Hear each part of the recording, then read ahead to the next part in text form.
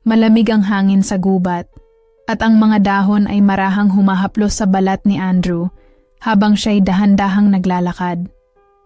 Ang buwan ay kumikislap sa itaas, nagiiwan ng mahahabang anino sa mga puno. Ang tunog ng mga kuliglig at huni ng mga ibon sa gabi ay tila may kasamang babala. Parang may humihingi ng pansin sa dilim. "May nakita ka ba?" tanong ni Andrew. Hawak ang kanyang flashlight habang pinagmamasdan ang paligid. Ang kanyang boses ay may halong kaba, ngunit may determinasyon sa bawat hakbang. Parang may liwanag doon," sagot ni Mara. Tumayo sa gilid ng puno. Nakatingin siya sa isang maliit, kumikislap na asul na liwanag sa pagitan ng mga dahon, halos parang lumulutang sa hangin. Andrew ay bahagyang napalapit, dahan-dahang lumapit sa liwanag. Parang hindi ito ordinaryong liwanag, bulong niya habang ramdam ang malamig na hangin sa paligid. May kakaibang kilabot na bumabalot sa kanyang katawan, parang may nakamasid sa kanila. Mula sa liwanag, may pakiramdam silang parang may sinusundan sila. Parang may presensya na hindi nila maipaliwanag. Ang kulay asul ay tila humahaplos sa kanilang balat. May halo ng init at lamig na sabay. Dahil dito, parang may misteryo sa bundok na ito. Sambit ni Andrew. Pilit pinipigil ang panghihina ng kanyang tinig, ngunit ramdam ang kaba. Mara ay huminga ng malalim at lumingon sa paligid. "Andrew, parang may nagmamasid sa atin," bulong niya. Bahagyang nanginginig ang mga kamay. Ang liwanag ay patuloy na kumikislap. Tila nag-aanyaya sa kanila na sundan ito. Hindi nila alam kung ito ba'y biyaya o panganib. Sino o ano ang nagmumula sa liwanag na iyon? At ano ang matutuklasan nila sa gubat na ito? Sa ilalim ng malaking puno, lumitaw ang diwata. Ang kanyang anyo ay kumikislap sa dilim. May malakristal na liwanag na bumabalot sa kanyang buhok at balabal. Habang naglalakad siya, bawat hakbang ay parang nagdudulot ng kaunting liwanag sa paligid. Ang mga dahon at damo ay nagmumukhang sumasayaw sa liwanag ng kanyang aura. "Sino ka?" tanong ni Andrew, dahan-dahang lumapit. Hawak ang flashlight sa isang kamay at nakatingin ng diretso sa mata ng diwata. Ramdam niya ang kakaibang enerhiya na dumadaloy mula rito. Parang may kapangyarihang hindi niya maipaliwanag. "Ako si Elara, tagapagbantay ng gubat na ito," sagot ng diwata. May ngiting mahiwaga at tumayo ng may dignidad, ngunit walang takot. Hindi karaniwan ang mga dumadaan sa bundok na ito sa ganitong oras ng gabi. Parang may energy ka na. Hindi normal. Bungad ni Andrew, nakatitig sa mga mata ni Elara, ramdam ang init at malamig na halo sa kanyang dibdib. May halo ng kaba, ngunit hindi niya maiwasang humanga. Habang naglalakad sila sa gilid ng bundok, unti-unting nagkakausap, nagkikilala, at nagbubukas ng kanilang mga sarili sa isa't isa. Si Andrew ay nagkwento tungkol sa kanyang mga adventure at takot sa dilim, habang si Elara ay tahimik, ngunit maingat na nagbabahagi ng kaunting lihim tungkol sa gubat at ang kanyang tungkulin bilang tagapagbantay. "Andrew, may mga bagay dito sa gubat na hindi mo pa alam. Kailangan mong maging maingat," paalala ni Elara. Hawak ang liwanag na bumabalot sa kanyang katawan habang tumitingin sa malayo. "Hindi bale, basta kasama kita," sagot ni Andrew. At sa kanyang tono ay may halo ng kagustuhang protektahan siya. Ang hangin ay malamig, ngunit may kakaibang init sa pagitan nila. Tila may simula ng koneksyon na higit pa sa simpleng pagkakaibigan. Ano ang lihim ni Elara? At bakit parang may panganib na palihim na sumusunod sa kanila sa gubat? Biglang lumakas ang hangin at ang mga sanga ng puno ay nagkikiskisan sa isa't isa, na parang nagbababala sa paparating na panganib. May malakas na ungol mula sa gilid ng gubat, matayog at mabigat na tumatagos sa katahimikan ng gabi. "Andrew, tumingin ka!" Sigaw ni Elara. Hawak ang kamay niya ng mahigpit, halatang nanginginig sa kaba. Lumingon si Andrew at sa pagitan ng mga puno, may dumaan na anino. Malaki, mabangis ang anyo, parang aswang na may matang pulang nagliliyab sa dilim at mga kuko na parang talim. Ang anino ay dumaloy sa mga sanga, mabilis at tila handang umatake. "Stay close. Huwag kang lalayo." Utos ni Andrew habang hinahabol ang bawat hakbang ni Elara sa madulas na damuhan. Ramdam niya ang kaba na parang lumalaban sa kanyang dugo. Pero higit pa rito, ramdam niya rin ang pangangailangang protektahan siya. "Andrew, ano yon?" Hiling ni Elara. Ang boses niya ay may halong takot at excitement. Hindi na sila nagkaroon ng pagkakataon na magtanong pa. Ang anino ay mabilis na sumusunod sa kanila. Tila sinusubukan silang ihiwalay. Sa bawat pagtakbo, ang mga kamay nila ay dahan-dahang nagtagpo. Nagkakapit ng mahigpit. Ang bawat titig at bahagyang paghawak ay nagdudulot ng kakaibang kilig. Parang ang takot ay nagiging dahilan para mas lalong magtiwala at mag-connect sa isa't isa. "Hindi kita iiwan," bulong ni Andrew habang humihinga ng mabilis. "Salamat, hindi ko alam kung paano ko kakayanin. Tunang wala ka," sagot ni Elara. At para bang sa gitna ng panganib, unti-unting lumalalim ang damdamin nila. Sino ang anino? At makakasurvive ba sila sa gabi? O may mas malalim na panganib na naghihintay sa kanila sa dilim ng gubat? Habang nagtatakbuhan sa madilim na gubat, napadpad sila sa isang lumang kuweba, halos natatabunan ng mga ugat at damo.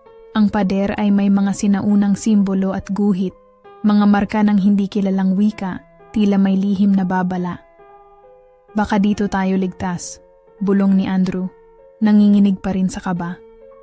Pinaikot niya ang flashlight sa loob ng kuweba, at ang liwanag ay sumayaw sa mga guhit sa pader, na para bang gumagalaw at nagbabantang may bumabati sa kanila. Ngunit bago pa man sila makapagpahinga, biglang bumagsak ang isang malaking bato sa harap nila, pumaimbulog sa malambot na lupa. Naramdaman nila ang biglaang kaba, parang may sumusunod sa bawat galaw nila, nakamasid sa bawat hakbang. "Andrew, dapat hindi tayo nagpunta dito," wika ni Elara. Hawak ang braso niya ng mahigpit. Ramdam ni Andrew ang malamig na init ng kanyang kamay, hindi lamang dahil sa lamig, kundi dahil sa takot at tensyon na bumabalot sa kanila. Ang hangin sa loob ng kuweba ay malamig at matalim, parang may humahaplos na invisible na kamay sa kanilang likuran. Ang mga anino mula sa pader ay parang gumagalaw, at bawat ugat at bato ay nagmumukhang may buhay. "Hindi tayo nag-iisa dito," bulong ni Andrew. Halos marinig ang sariling tibok ng puso. Elara ay tumingin sa kanya, ang mga matay kumikislap sa liwanag ng flashlight. "Kung anong nasa dilim, dapat nating harapin ng magkasama," wika niya. May halo ng tapang at kaba sa boses. Ang bawat hakbang nila ay puno ng suspense.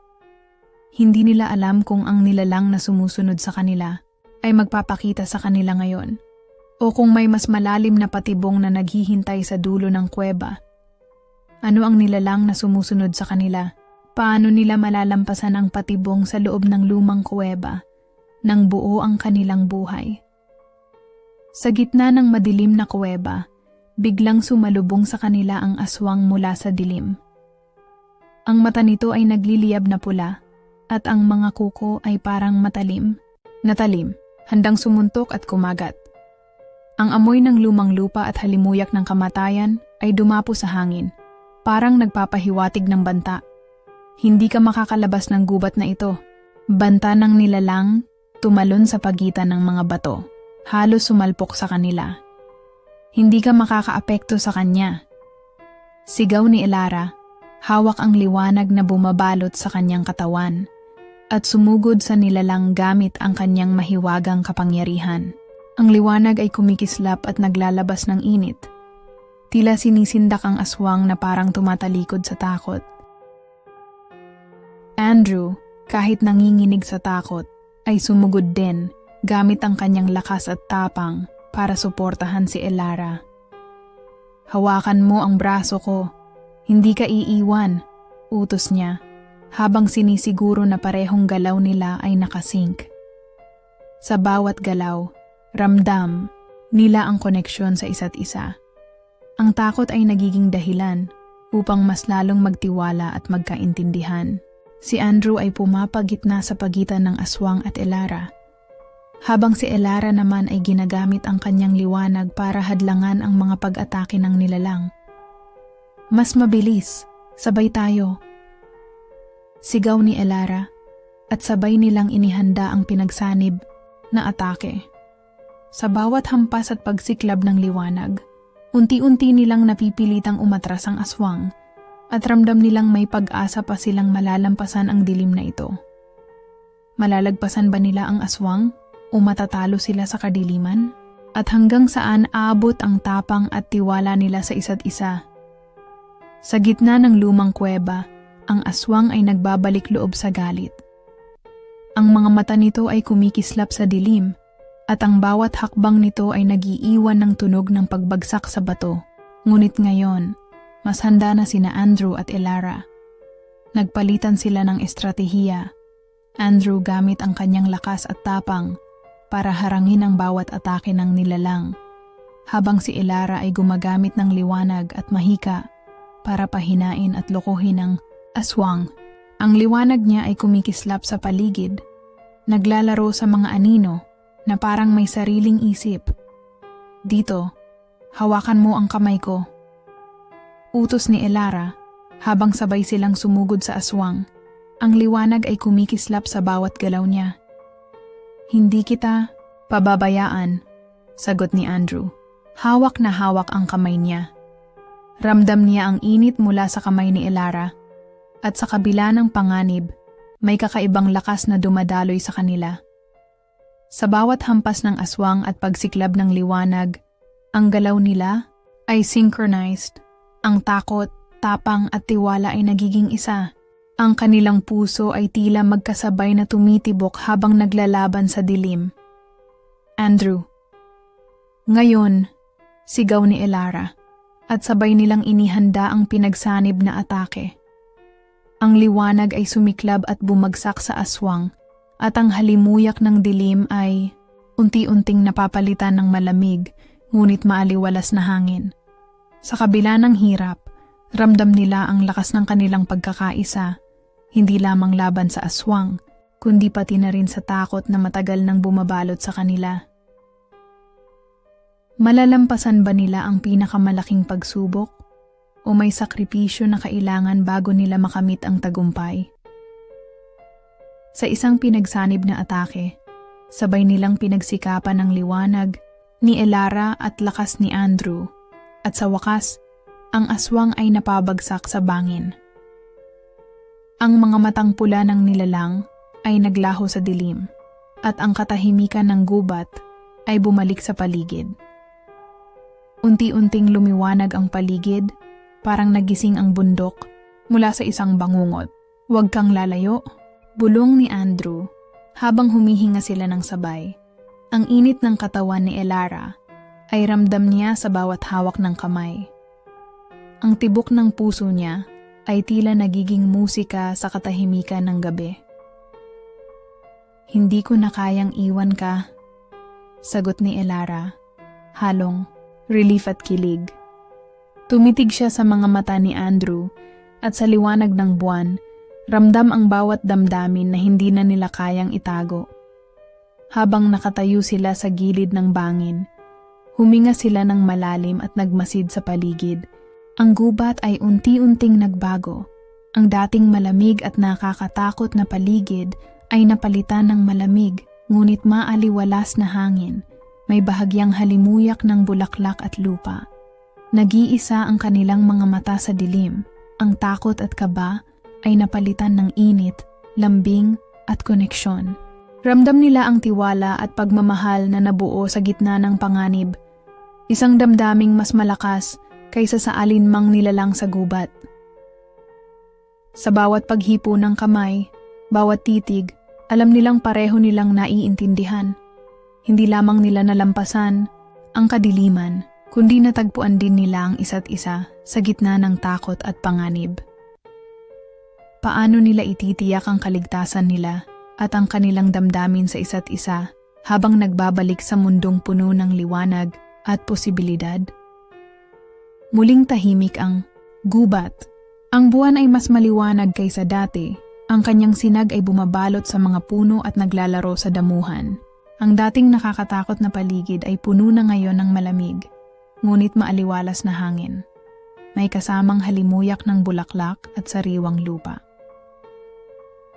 Si Andrew at Elara ay nakatayo sa tuktok ng bundok. Humihinga ng malalim. Ramdam ang bawat tibok ng puso ng isa't isa. Hawak ni Elara ang braso ni Andrew, dahan-dahang yumakap, at ang liwanag ng buwan ay kumikislap sa kanyang buhok. Andrew, salamat sa lahat, wika ni Elara, matay kumikislap sa liwanag, may halo ng relief at saya. Ramdam ni Andrew ang init ng kanyang damdamin sa bawat salita. Salamat din. At sana, marami pa tayong adventure na sabay, sagot ni Andrew. May ngiting puno ng kilig at pagmamahal. Maramdaman ang lambing sa boses niya, at sa bawat paghawak ng kanilang mga kamay, tila ba tumitibok ang buong bundok kasama nila. Naglakad sila papalayo sa bundok, kamay sa kamay. Bawat hakbang ay may kasamang sigla at pag-asa. Ang kanilang mga mata ay nagkatinginan. At sa tahimik na gabi, alam nilang pareho nilang naiintindihan. Hindi lamang nila nalampasan ang kadiliman at panganib, kundi natagpuan din nila ang isa't isa. Sa liwanag ng buwan, may pangako ng mas marami pang paglalakbay, mas marami pang adventure at higit sa lahat, mas matibay na pagmamahalan. Ang bawat anino sa gubat ay napalitan ng liwanag, at ang kanilang mga puso ay puno ng tapang, saya at pag-ibig.